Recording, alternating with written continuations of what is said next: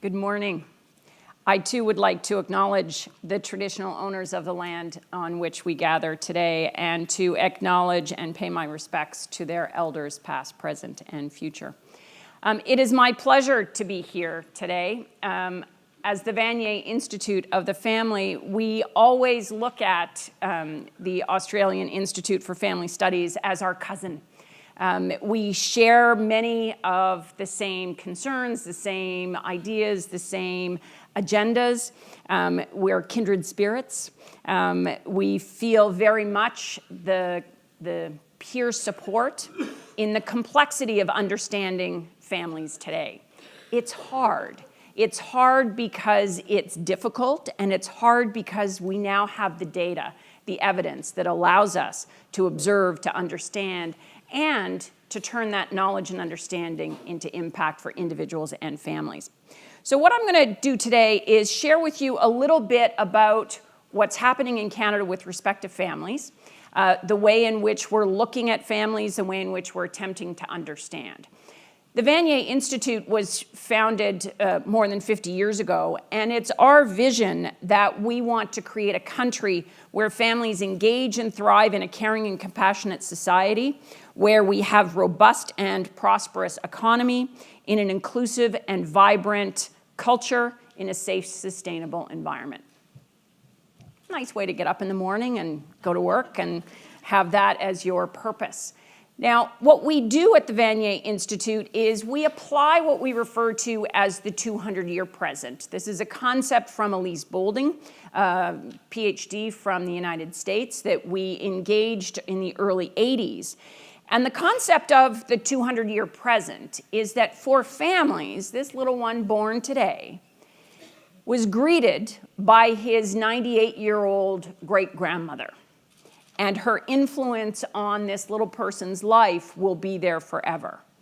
And 100 years from now, when this one is 98 and being introduced to their great-grandchildren, that family has a clear 200-year present.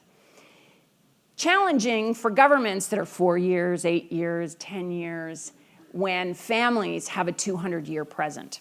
Now, when we think about families from the Vanier Institute's perspective, just to put my comments in a little bit of context, we use a strength-based lens. So we look at what families are doing, how it's working, what's working well, in order to be able to identify the services, the supports, the elements that are in place that make some families thrive, so that we can transfer that to those families who aren't so lucky. We also use and include not only the perspectives of those who study, serve, and support families, but we ensure that the voices of families are also heard. And so we collect the stories and combine those with the stats. We want to be able to validate and verify the findings. We also want to make sure that we're not bringing too much of our unconscious bias to our assessments and our analysis. So we want to make sure that that the voices of families are heard. We also want to make sure that what we're working on actually has an impact. So it's great to be able to produce great studies and great reports and great articles, but we ultimately are here for impact. And so we use multiple metrics, and our job is then to inform and to educate. So with all of that, what we do is we try to capture what we can in a country that is incredibly diverse. The United Nations has ranked us the most culturally diverse country in the world.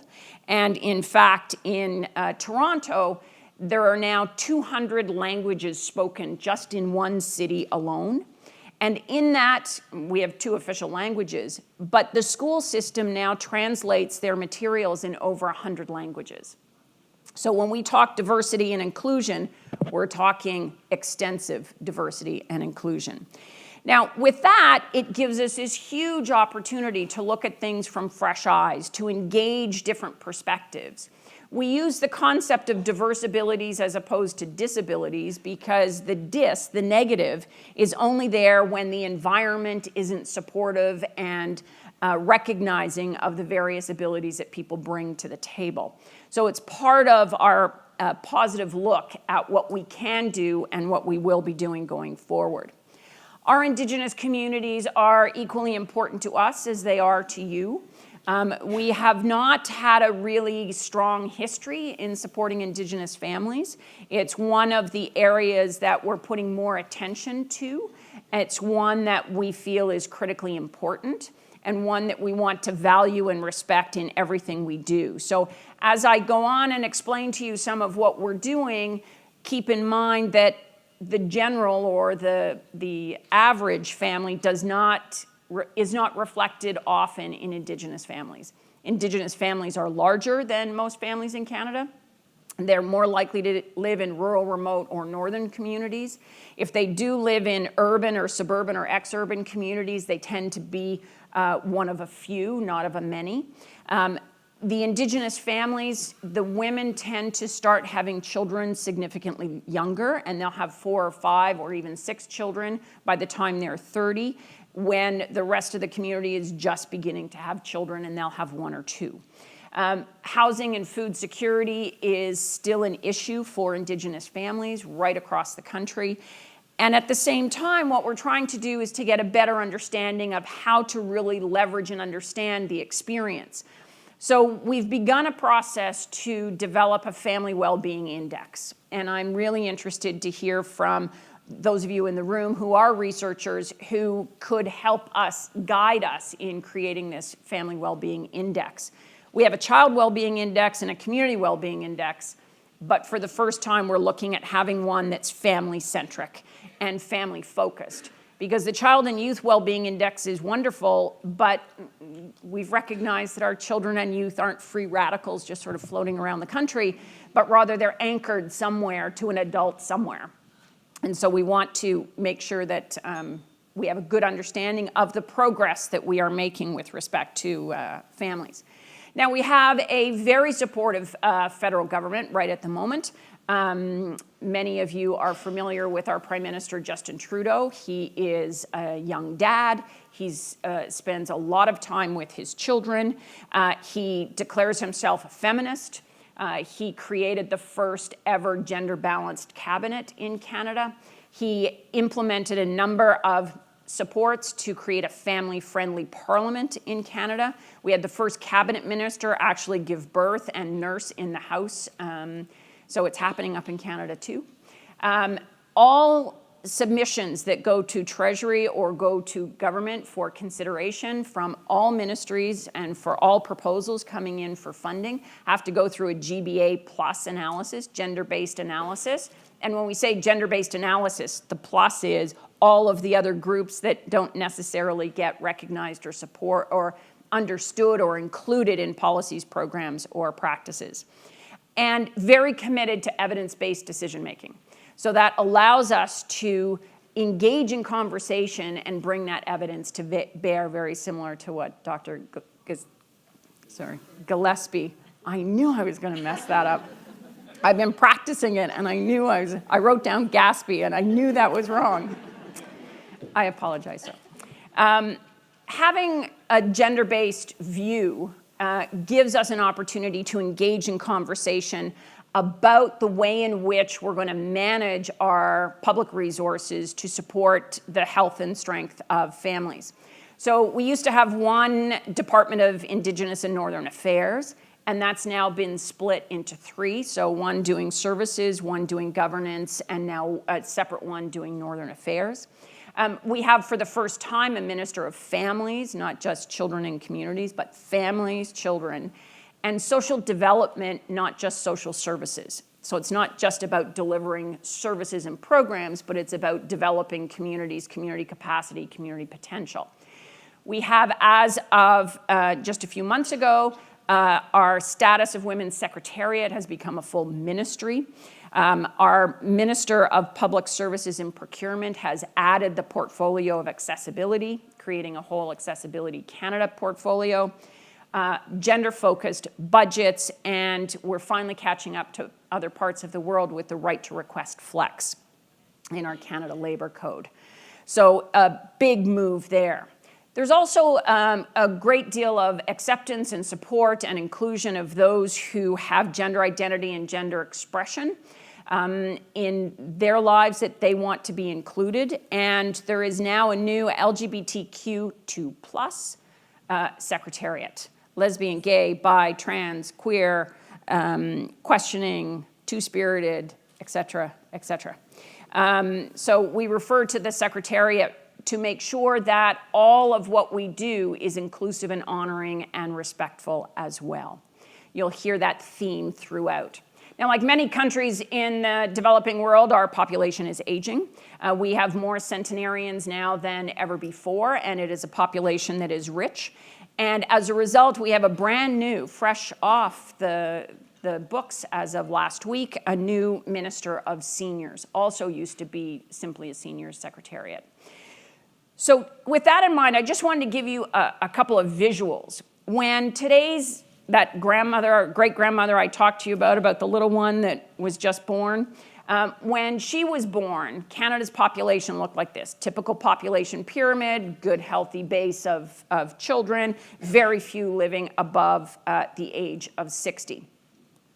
Fast forward now to the 1940s, where we're experiencing a dip because of the wars and still a little bit of a pyramid, but these are now the grandparents of today.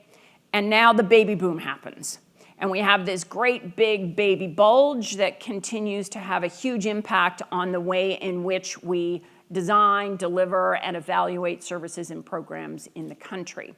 Now, our baby boom population is now turning 65 at a rate of 1 every 7 seconds. Every 7 seconds, another boomer turns 65. And so that changes the landscape ever so slightly, and we now no longer have a population pyramid, but more a population Christmas tree. So we have the boomer bulge, and then we have a little bit of a dip with the quiet, where we're starting to see families reduce from 4 and 5 children to 1 and 2 children, and then the little millennial bulge out there, and then the next dip. And you'll notice the next dip is a big dip. And that's because fewer people are having children, and those who are having 1 or 2. Now, what's interesting when you think about this is that you've got those great-grandparents, and now those boomers who are becoming grandparents, and then you have this little millennial bulge that's combined, has big voice in the country. And it's almost a perfect storm forming for the conversations that we want to have around families and the complexity of families and the diversity of families. Simple things like early learning and childcare. Even a generation ago, back when the boomers were trying to get access to early learning and childcare as the women were starting to return to the paid labor force in big numbers, childcare basically meant one single mother with 2 children in childcare. So for every 2 children, there was 1 possible vote for childcare. Now, that little one I showed you the picture of has 2 great-grandmothers, has 4 grandparents, has 2 step-grandparents, has 2 parents, plus 2 uncles who are married and decided that they're not going to have any children, but they're living vicariously through their nieces and nephews, all wanting the best for that little one that you saw in the picture a few minutes ago. So now there is a minimum of 6, 8, 10 votes for every 1 space of childcare. It's changed the conversation. Seniors have a lot of time and energy. They vote.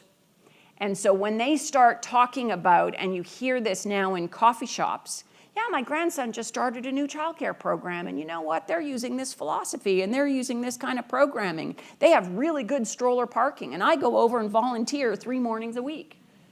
It changes the conversation and the positioning of what we mean about early learning and childcare, and allows us the opportunity of engaging those who aren't just biological parents in the nurturing and raising and optimizing healthy child development, as we were talking about just a few minutes ago. Now, our government has used the term scaffolding in the past as well. And what they've begun to do is to stop talking about safety nets, because a net in and of itself, by virtue of it being a net, there are holes that people and individuals and things can fall through. And what they're shifting to is, how can we create a trampoline that when people fall, they'll actually bounce back to where they were and even better than they were before. So we're now talking about investing in studying and learning, for example, about post-traumatic growth, not just post-traumatic stress disorder. Because there are some families, and we saw a very recent example of this with those young boys in Thailand, some come out of trauma with growth. How do we do that? Because there will always be trauma in our communities. How do we make the most of that? How do we turn that negative into as much of a positive as we possibly can? So taking, for example, back to our Indigenous communities where the residential school experience and the trauma associated with that has transferred generation to generation down to the children of today, if we can turn that trauma into some kind of growth and make it better for the next generation, then we're going to be in a much better space going forward. Now, one of the things that we did in preparation for our last conference in 2015, which in Canada was the first time a Families in Canada conference was held since 1965. So every 2 years is admirable, and we are now trying to do that ourselves. But one of the things we did is we wanted to bring those voices of families across Canada to the conference table, those that weren't able to participate in person. And we wanted to get the voices that weren't always heard. And so we brought together a number of consultations, just as we'd heard are happening around here. And one of the things we asked people to do at the start of every one of these gatherings, whether it was with seniors and elders, faith leaders, families new to Canada, refugees, teenagers, kindergarten kids, university students, engineering students, social work students, teachers, classrooms, accountants, lawyers, family lawyers, we all asked them the same question. We asked them to complete the phrase "family is" with one word. So I want you to just take a minute and come up with one word. Now, we allowed them to come up with 3 total submissions. So family is 1, family is 2, and family is 3, but you could only use one word. And what we wanted to do was we wanted to capture the differences, the unique perspectives from this massively diverse country, so that we could identify what was unique about each of these perspectives when it came to family, because it's a word that we use all the time. And so without getting into overcomplications of defining it, we just wanted to know how people thought when they used that word. So anybody want to just shoot out one of their words? Family is? Evolution. Evolution? Love? Create? Nurture? Connection? Attachment? Foundation? We also asked people, military families are. And I'll come back to that in a minute. So family is in one word. Then what we did is we put all of the answers for each group in a word cloud so we could at a glance get a sense of what it was. And so these word clouds were formed. And you can now tell from the little words more about the group than the big words. So the little words like family is annoying, family is frustrating, family is dysfunctional. That mostly came from adolescents, from family studies students, from computer science students. So we got a pretty good sense of how adolescents felt, but still their biggest were love, support, care, trust, even with a little dysfunction thrown in there. Comforting, unity, support, legacy. These are kinds of words that came up with seniors. We then went to service providers. They were the only ones. This was actually benefits administrators in corporate Canada. And they were the only ones that came up with spouse and children. Dependents. But they also came up with foundation, support, inclusive, and unconditional. And we went to the communities who were new to Canada, and they came up with things like sharing and belonging and contentment. When we went to lawyers, family law, so we thought, well, okay, at least people who work with people who are divorcing every day might have a slightly different perspective, but no, they came up with the same thing: love, care, support. And so what we were able to do when we started talking to people about what family is to them, similar to the video that you just saw that AIFS did asking children about family, is that it's not about a thing. It's not about a static entity. It's not about a structure. It's about feelings. It's about connections. It's about being human.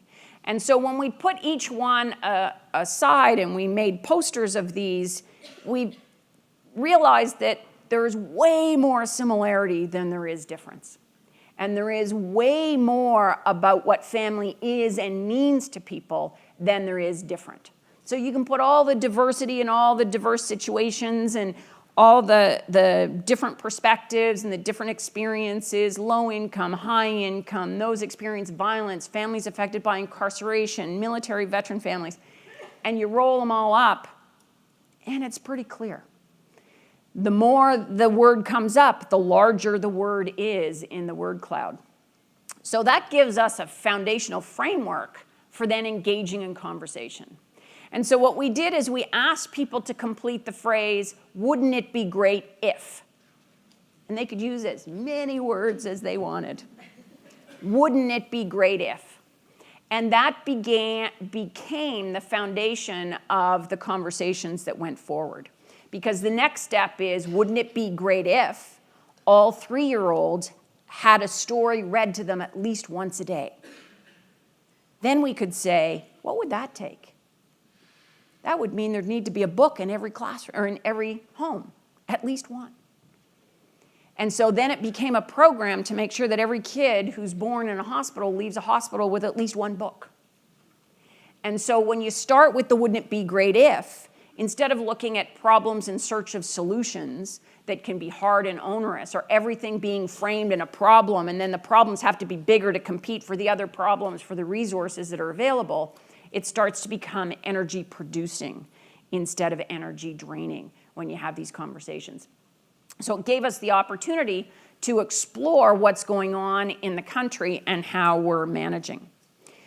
So as I mentioned earlier, we have the Child and Wellbeing Index that the UNICEF Canada is working on that will eventually spread around the world. It's an in-depth enhancement of the existing one.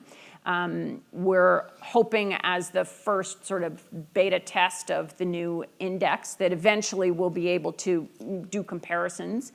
We use Australia as a comparator on a regular basis. You're very much like us in a whole lot of ways. And the one unique difference is that in Canada, the vast majority of our population lives within a 200-kilometer distance from the US border. So you don't have that same kind of influence that we have with a country that's literally 10 times the size of us. So we sort of try to not get caught in those comparisons, but instead leap over and look at what you guys are up to. Education remains critically important. We know it's important for families. We know it's important for children. We know it's important for society and economy. Now, adulthood in Canada is not that different than it is here. We have this new emerging pre-adulthood, as my daughter used to refer to it as. Pre-adults, like you, we count actual full achievement into adulthood as completing your education, moving away from your parents permanently, completing your education, forming a relationship, and starting to have children. That used to be typically what adulthood looked like. Now we have this pre-adulthood where you might leave home and then come back again, and what we know in Canada is about 60% of the 20-somethings will leave home and come back or never leave and stay. And then those who leave and come back, about a third of those who come back bringing somebody else with them. We used to think that this phenomenon would shift once those two who returned started to have children, but we're finding, in fact, no, they're staying. And so it's changing the dynamic of adulthood. It's also making very complex the whole question of family law, because it used to be fairly simple. When a couple separated and divorced, you brought into the relationship a certain set of assets, and then you could divide them easily. But now when you're living in dad's house or mom's basement, or they're paying rent in your house, or it starts to get really complicated. So adulthood in Canada is pretty much the same. Our coupling and partnering in Canada is pretty much the same as elsewhere. Parenthood is increasing focus because we're seeing more diverse combinations of families. And in fact, we recently had a court ruling, 2 lawyers who petitioned the court to have parentage granted. One of the women had adopted a child. She was single. She adopted a child that had multiple disabilities, and her close friend who lived in the same building that she did was her support. They were not in an intimate relationship. They were not partners in any other way other than parenting.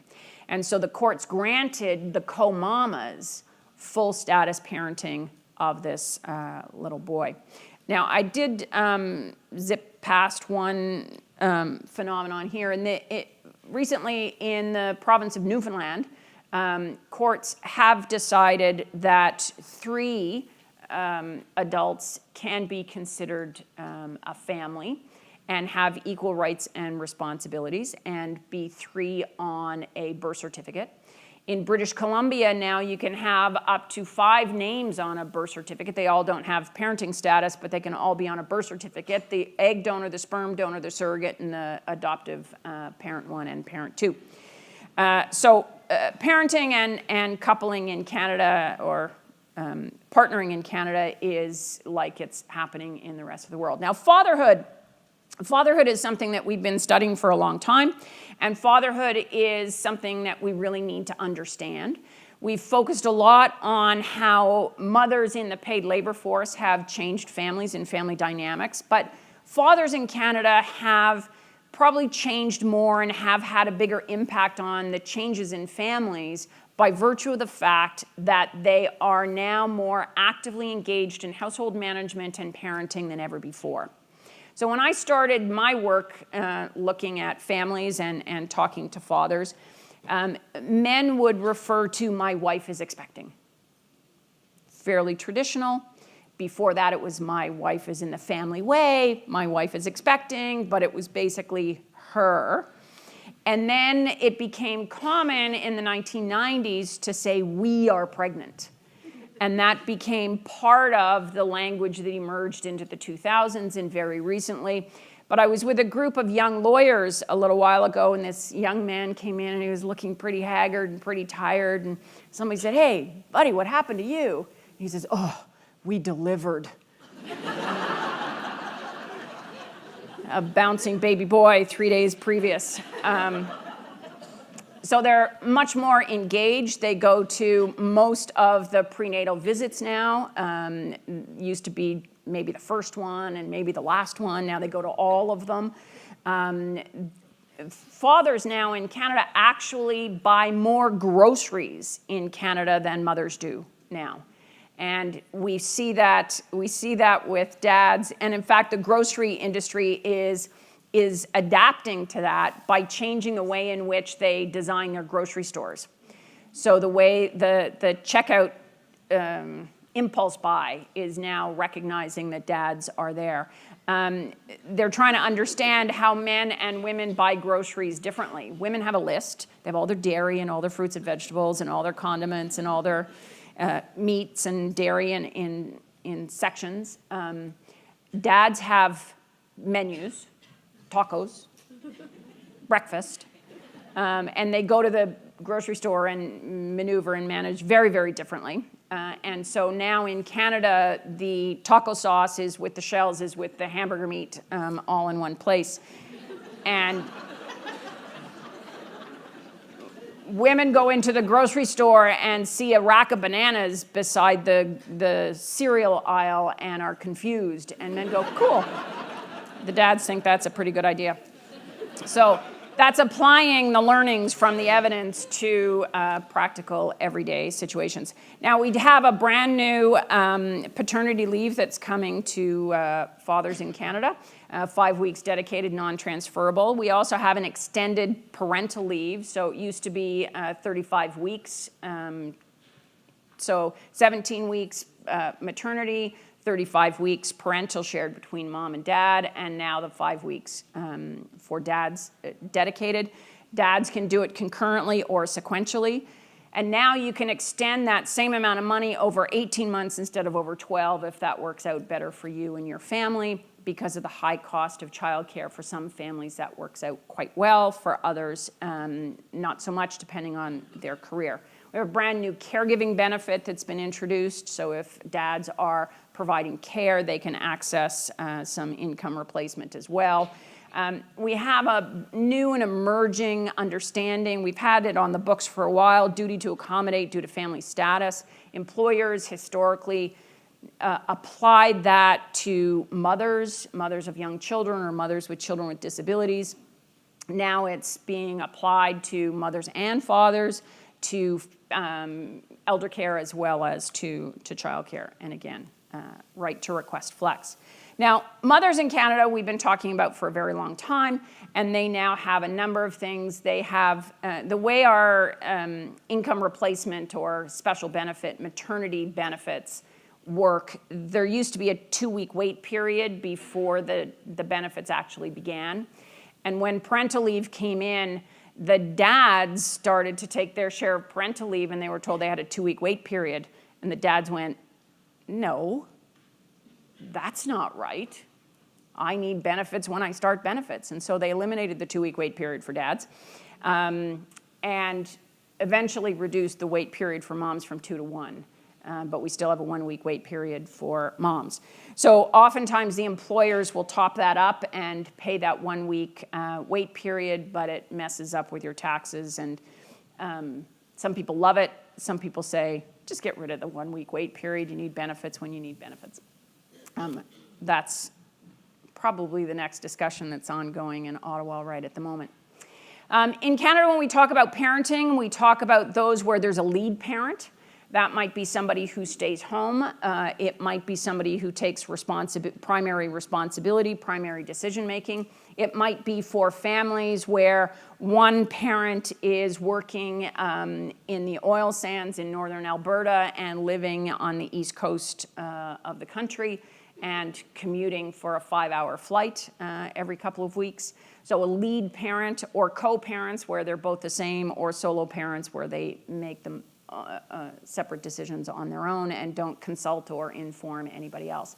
The solo parenting is dropping in Canada.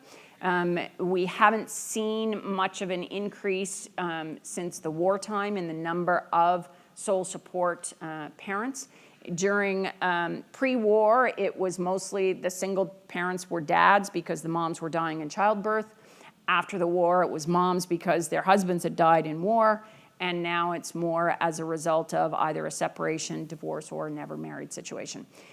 Teen pregnancies significantly dropped because of the availability and accessibility of birth control and better education of young people. That massive population growth that we're having in those who are reaching the age of 100 gives us this huge opportunity to understand, a huge resource for us to tap if we figure out how to do that. We now think about seniors up to about age 80, 85, and then elders beyond that, because we couldn't, lumping everybody from 60 on up was pretty hard when it came to things like programs and services and needs and roles. But it gives us this access to this wisdom of elders.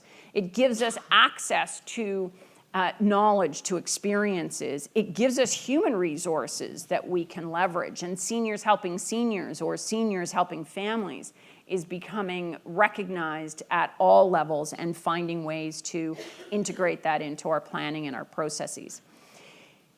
One of the things that we used to think of as seniors is seniors were dependent, seniors were frail, seniors were needy, seniors were alone and isolated. Well, some seniors are, and most of us will get to that point at some time in our lives, but it doesn't mean that the minute you turn 65 that that's going to happen to all of us and that that's going to be our destiny for the future 25, 30 years beyond. So what we're now seeing is how do we use language that's respectful and honoring of our elders, that's respectful and honoring of the diversity of their lives, their experiences, their knowledge, and supports the families who provide the care, provide the guidance, provide the social supports and the linkages. It's a huge resource because now children know their grandparents and grandparents more than ever before, whether they are living in the same house or living in the same community, the same province, or somewhere else in the world. We know that grandparents in Canada are one of the fastest growing new users of Facebook and Instagram. And they're doing so, the primary motivation based on the conversations we have with them is that they are using technology and Facebook in order to connect with their children and their grandchildren. The other day I was at a seniors group and somebody's phone rang and it was FaceTime. One of the grandchildren had FaceTime one of the seniors that were in the program. We were there to play bingo. I was there with my mother-in-law, who's 98, and it was bingo day. And I was the youngest in the room by probably 35 years or so. But they decided to invite me to play bingo with them. And I thought, great, golden opportunity. I'll engage them all in conversation. I'll get more data. I'll get more information. And they're deciding amongst themselves how many bingo cards they think I can handle. And so they've come to the conclusion that I can handle 2. And so they set me all up and tell me the rules and how the game plays, and I'm starting to get anxious because I haven't done this in a very, very long time, and now I'm wondering, will I ever even get a word in edgewise in my research here? And they start calling the numbers, and the woman next to me, who has 8 cards, taps me on the shoulder and says, I need to go, I forgot something. Can you watch my cards? So the entire table goes, as she puts her little Moby scooter in reverse and goes, BRB. Like, you're 90 years old. BRB, that's MSN language. That's like, be right back. Like, how do you guys know this? We text all the time. We're on Facebook. We'll friend you. Huge resource if we figure out how to tap that. Our Indigenous grandparents are hugely important to the Indigenous community. Unfortunately, they're also the ones who are likely to have experienced the traumas of residential schools. So we're trying to figure out how to support them in their trauma recovery so that they can be good parents and good grandparents for the next generation. Caregiving is a normal experience. Those who have those relationships with those grandparents and great-grandparents, historically we've had those kinds of multi-generational relationships, but now you could be well into your 30s or even your 40s and still have a long, deep relationship with your grandparents. That's huge. And you still may have relationships into your teens with your great-grandparents. And so what we're seeing is that those grandparents who provided care to the little ones are now being cared for by those same kids. Now as teens, as young adults, and young carers are becoming a priority in the country. Grandparenthood in Canada is alive and well. Many of those who turn 65 at a rate of 1 every 7 seconds do have little ones in their lives.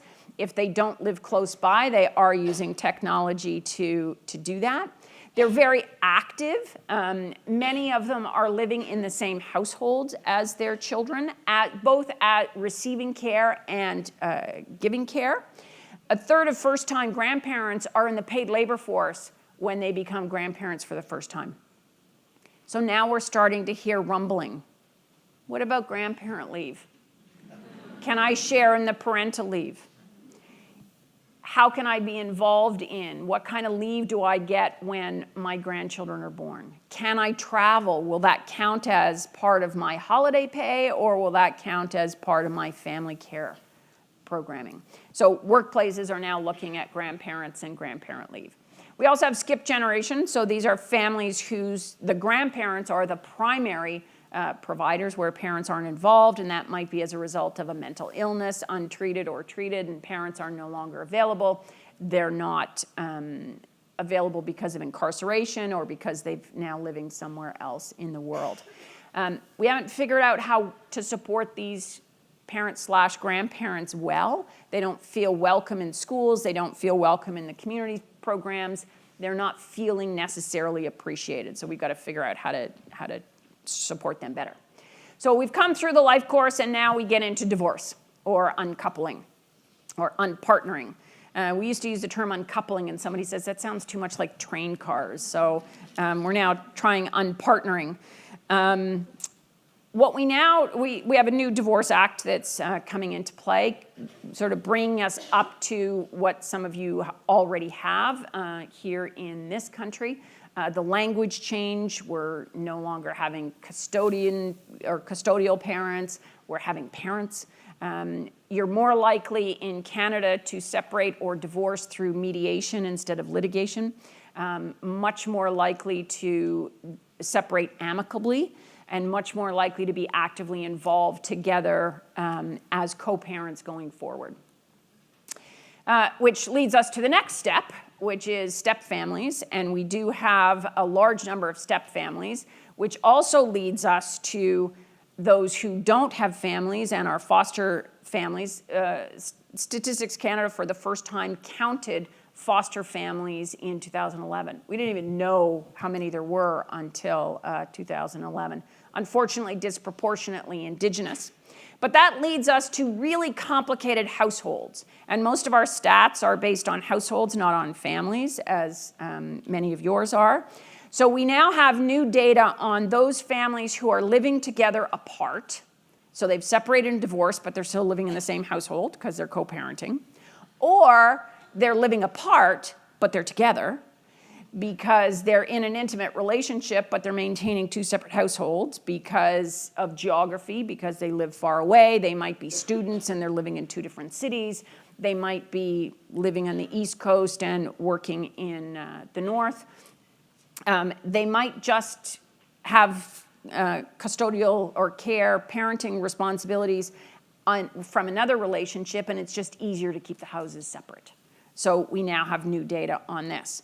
So our Statistics Bureau, Statistics Canada, is trying to figure out how to make sense of all of this.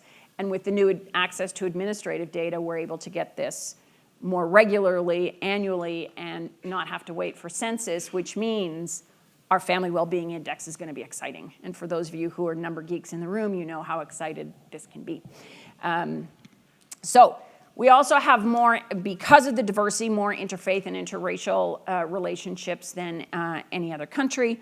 We have multi-generational households because of all the migration and immigration that occurs, which again adds complexity to things like family law.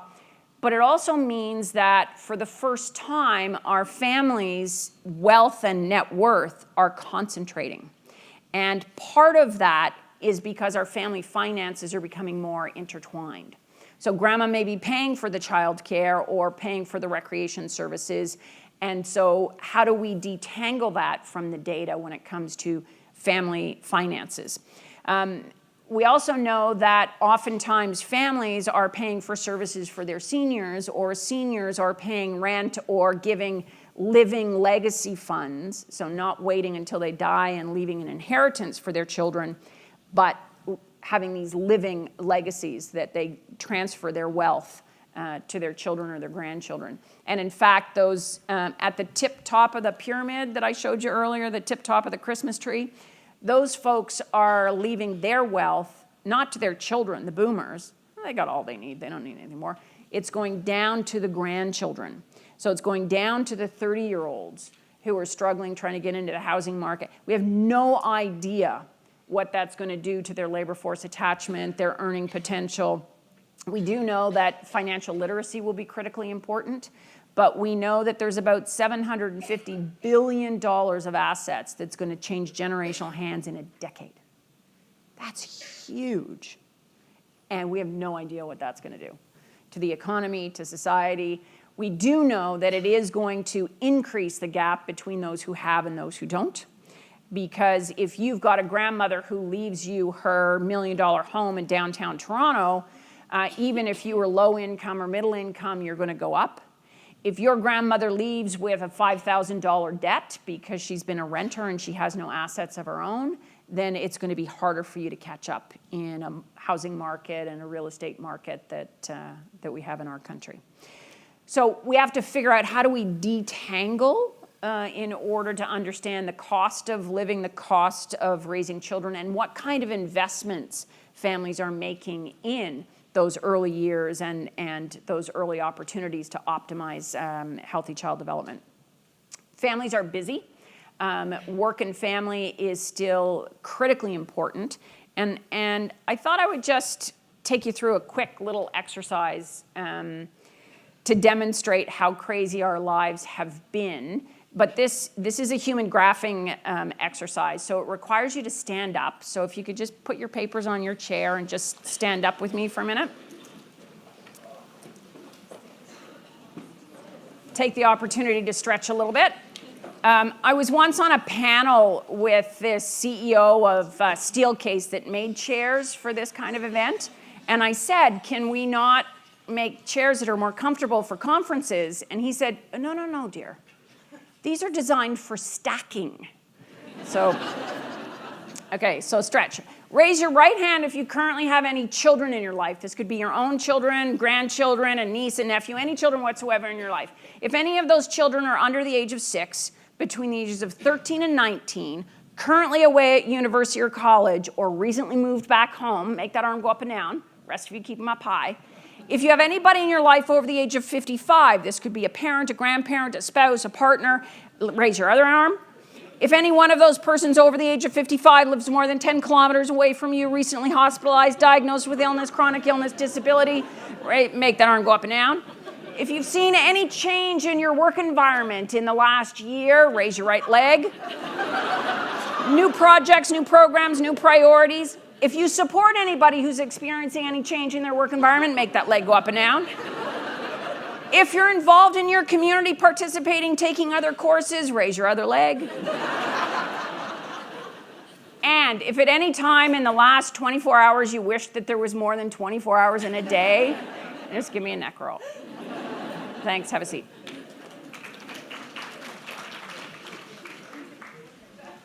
Now, I share this with you in part because I want to make sure that you're absorbing the last few remarks here as we go into questions and into break. But if I asked that series of questions 5 years ago or 5 years from now, you may respond very differently. But the energy that's in that room, it's not all negative. It can be something that's extraordinary. If we find a way to harness that work in life, if we find a way to support these families, to energize them, and harness that energy, leverage that experience, then society, economy will prosper. So, a couple of families that I do want to pay attention to are military and veteran families. We have a new program of interprovincial.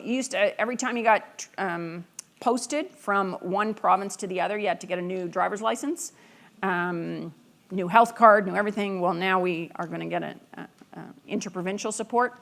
But for the first time in history, our defense plan, the defense strategy for the country, includes family. Now, when I started at the Vanier Institute in 2011, it's not that long ago, military families were still stuck under furniture and effects. And so we've come a long way in a very short period of time from families being referred to as, if the military wanted you to have one, they would have issued one, to now as an integral part of the defense strategy. So we're waiting for that to become public. Are families living with violence or the threat of violence? We do have families that are either experienced in or with violence, intimate partner violence, violence of property. We want to make sure that we understand that well. There's a new housing strategy in Canada that has very special supports for those who are fleeing violence, who need protection, who need support, but also to provide opportunities to try to relieve some of the stress that might result in somebody using violence instead of using problem solving or self-regulation. So we are learning from what's happening in other parts of the world, and we'll continue to apply that throughout. Now, poverty reduction is an issue that we're also looking at in our country, as are you. And one of the things that we're doing is, historically, we've talked about low income, high income, and everybody's sort of on an up and down. And finding the poverty line and defining what the poverty line is, and either you're above it or below it, and now we're saying, let's look at it more as a continuum. Let's look at a continuum that you slide up and down on from time to time, and hopefully, if we provide the right education, resources, supports, assistance, guidance, we can slide up and not slide back much. So we have those that have no resources whatsoever, and that's we refer to as the deprivation phase, where it's low hope, disadvantage. There's some damage that can be done to children in this environment, low health, high illness rates, low ability to recover from illness or injury. And then the scarcity stage, where there are limited resources, where you might have access to government supports. Your hope is still little, but at least it's there, because at least you can feed and shelter and clothe your children. And then there's the those that have predictable resources that we now refer to as those that have adequacy. Might fall into the middle class family sort of definition of the past. They are hopeful. They may slide into scarcity as a result of divorce, or incarceration or something, or death in the family, and they might slide into scarcity. But if not, they may move into abundance, or actually may be so lucky as to move into a state of surplus, where there's very low risk and there's lots to share. More about this if you're interested. A couple of things, and then I'm going to break for questions, and then I'll close off. Increasingly in Canada, we have this approach of housing first. So if we can invest in housing, and we have a new housing strategy, if we can invest in housing, then we can get people the services that they need, whether it's access to the Canada Child Benefit, which will put up to $9,000 a year into the bank account of a single mother. Canada Child Benefit's only accessible if you've paid taxes, which is much easier if you have a home. And so housing first. If you're living with addictions, or you're living in an environment where there is violence or threat of violence, in order to get treatment or to get care or to get support, housing first. For those young people who are struggling and not able to find steady employment, not able to continue their education, housing first. So it's a new approach. The other is transportation, and I was thrilled to learn about your inner city hop-on, hop-off transit. We've been trying to figure out how best to do that in Canada, and there was a number of experiments where public transportation was made free for a period of time. And people who are on the high-risk, low-resource end of the continuum were able to use it free without stigma. And a couple of unintended consequences occurred. They started eating better. They started going to more doctor's appointments. They started going to more job interviews. They started to explore their city. They started to become engaged in the community. They started participating in cultural events that were free in their communities. So huge benefits for very little cost, because the trains were running anyway. So just put a butt in a seat that was otherwise empty, and huge benefits. So housing first and transportation big. And food security is something that we're working on in Canada to make sure that people have the nutrition that they need, but not necessarily have to rely on food banks to do so. So community gardens, in-home gardening, hydroponics, all kinds of support being done in the food security area. Now, before I begin to close off, I just wanted to pause for a minute and see if anybody had any burning questions. I'm going to be here for the rest of the conference, and I'm going to be on the closing panel. So lots of time if you want to engage in conversation or drill a little bit deeper, or if you have thoughts and ideas about a family well-being index, would love to talk with you some more.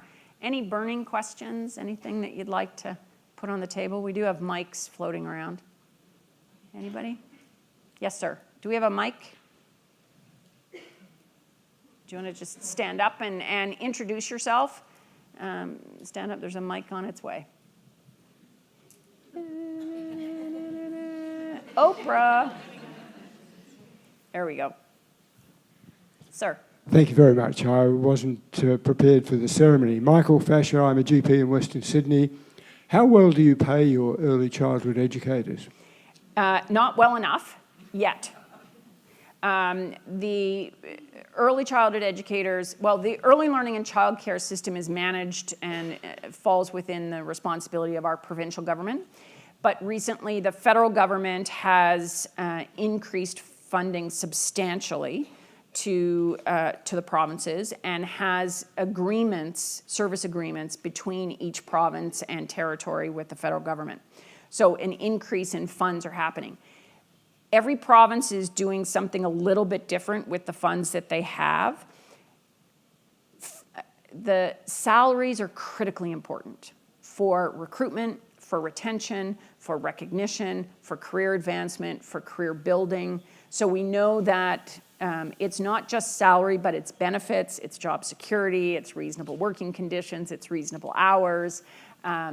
It's the ability to have pensions and to plan a career.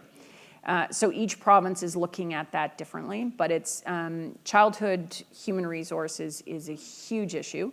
The government has set aside some funds to increase the number of spaces, 100,000 spaces.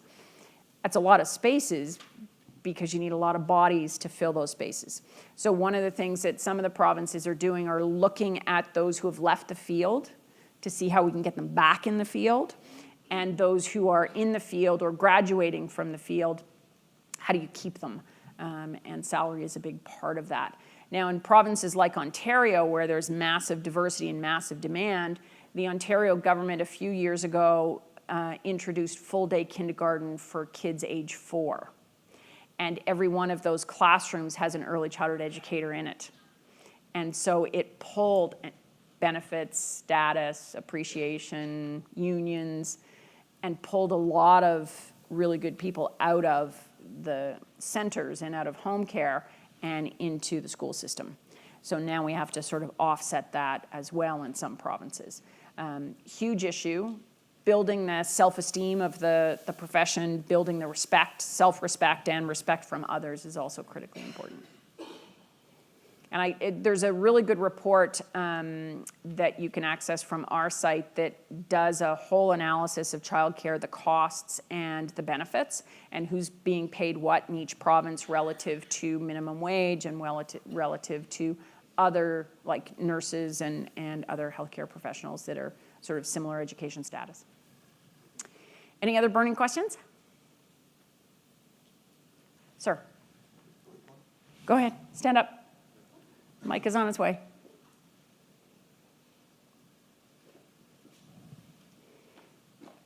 Thanks. Alex Masado, University of Gloucestershire in the UK. Welcome. Thanks, Nora. I was going to ask a quick question about the Family Wellbeing Index, which is very exciting, and I hope to catch up and talk to you about it later today.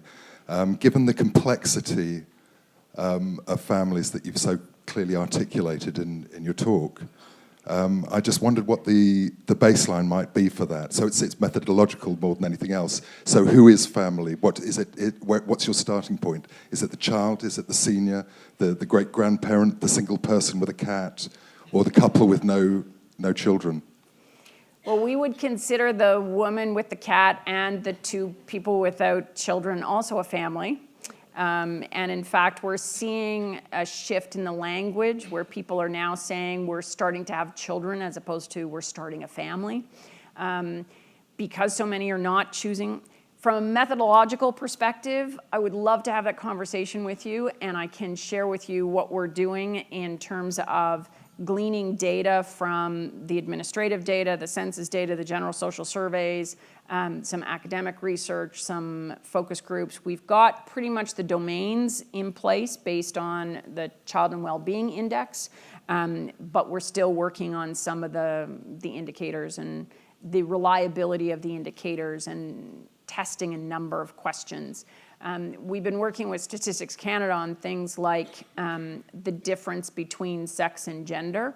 And in the last census in 2016, in order to get at some of the complexities of family, we did make it possible to answer male, female, other, and we got 27 different others that were statistically relevant. So now we got to figure out what do we do with that, and how do we blend that into some of the questions about family and relationships and dependence and interdependence and codependence. And so yeah, I'd love to talk to you some more about that. And anybody want to be a part of that, we'll have lunch. Yep.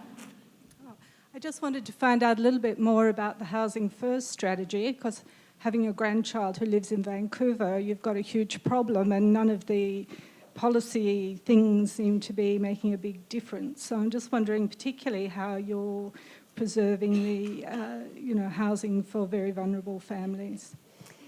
Housing in our big cities is very expensive, and it's very difficult to either find rental accommodation or get into the real estate market without help from family. It is a huge issue for those that are experiencing housing insecurity and those who are relying on low-income housing or on shelters. It's even more complicated. And so part of the National Housing Strategy that was released a few months ago is trying to tackle all of that and trying to make it possible for families who want to stay in urban centers to be able to do that. And for those who want to move out to urban or ex-urban or even rural, that there's housing options that are much more flexible. In partnership with the municipalities that set the bylaws and decides who can live with who and where the funding goes in terms of whether it's a high-rise, high-cost condo or whether it's mixed housing and making it more available to others. So we could do lots of conversation over the next couple of days, but I do want to keep on track and I do want to keep on schedule. So thank you so much. I'll grab your question and then I'll answer it in my closing remarks. Go ahead. Anybody over here? I thought there was somebody. One here. Hi, Sumi Sanchez from Human HQ. Have you got any initiatives for parent education which is different than childbirth education before the baby arrives? Like a lot of the parent education here focuses on fixing the problems, but what about, as Dr. Gillespie was talking about, prevention? We know that's key, so what's happening with that? Probably one of the most interesting, from my perspective, is some of the parenting ed that's happening in the workplace. So lunch and learns and parenting networks and parenting affinity groups in workplaces, because that's where we can capture them. And if you get new and expectant parent groups in the workplace and start giving them not what they're going to get at their prenatal classes or their hospital prep or their midwifery services, but how do you not just be good parents and optimize healthy child development, but also how do you manage work and family and how do you care for yourself in order for you to be a good parent and a good employee? So there's some really interesting models of that I'd be happy to share with you. So I just want to close with, so what does it really take to shape a community or a culture that embraces families, that recognizes the complexity of life and living? It's definitely leadership. It's also evidence-based decision-making, but also evidence-informed and evidence-inspired action. Because not everything is able to look in the rearview mirror. Sometimes we've got to take what we can see in the back to leap forward, which takes us to innovation and creativity. It takes commitment to equity and fairness. It does take courage. It does take some guts to stand up and say, hey, maybe the way we've been doing it's not so great.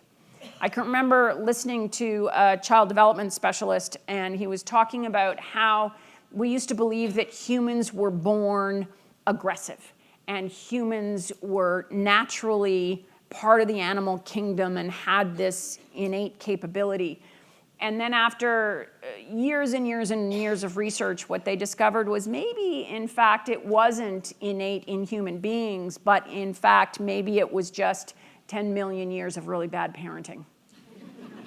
And so we now know better, and we can apply self-regulation and knowledge of child development and healthy brain development. We can do this.